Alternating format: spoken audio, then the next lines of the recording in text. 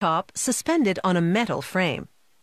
With time and use, the leather molds itself to perfectly suit the rider's anatomy and their cycling style. And just like a pair of leather shoes, the saddle becomes very comfortable. Leather bike saddles look almost the same as they did 100 years ago. They are still made by hand and by some machinery that is sometimes over 60 years old. Saddles are made exclusively of metal and leather, traditional materials that retain the style and quality of the early days. The first step is making the steel wire springs for saddles that have a suspension. The machine coils and cuts the wire to the proper length. Liquid lubricant keeps everything running smoothly. Depending on the saddle's model, some springs are then chromed. This machine folds and curls steel or titanium wire to form brackets. It's adjustable, so it can make brackets of different sizes and shapes depending on the model being produced.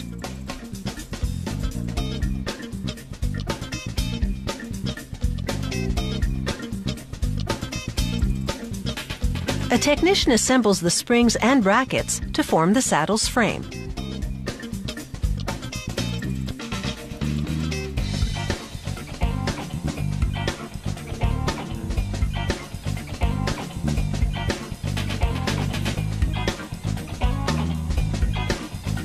He attaches the clamp so that the saddle can be attached to the bicycle's seat post.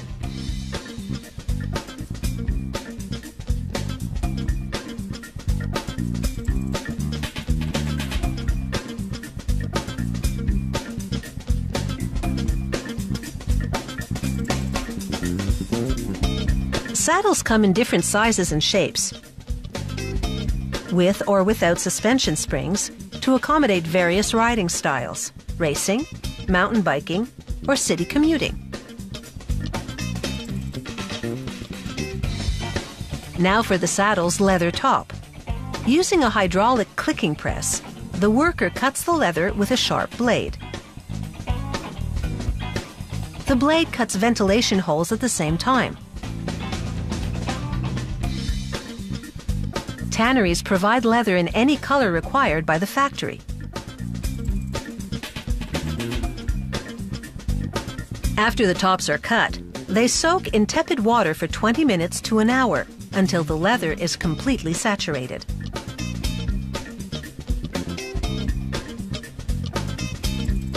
The wet leather top then goes to a press, which applies 2,000 pounds of pressure per square inch. Using a leather cushion, the technician pads the leather piece to help reinforce the shape, especially in the narrow front end. Because the top is wet, it retains the shape and does not bounce back. They carefully sand the leather to get a smooth edge. The tops now go into the oven for 3 hours at a maximum temperature of 55 degrees Celsius.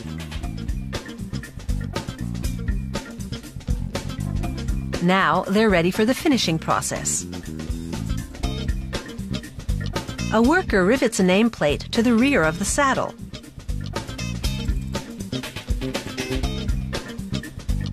Then stamps a trademark on each side.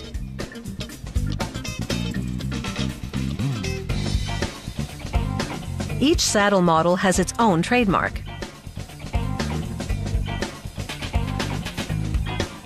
They attach the nose to the front of the saddle using solid copper rivets. They hammer each one down carefully to follow the contours of the leather without scratching it. This machine now rivets the frame to the back of the saddle.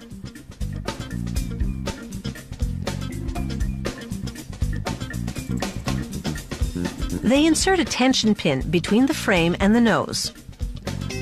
This pin will allow the rider to adjust his saddle if the leather starts sagging after a few years.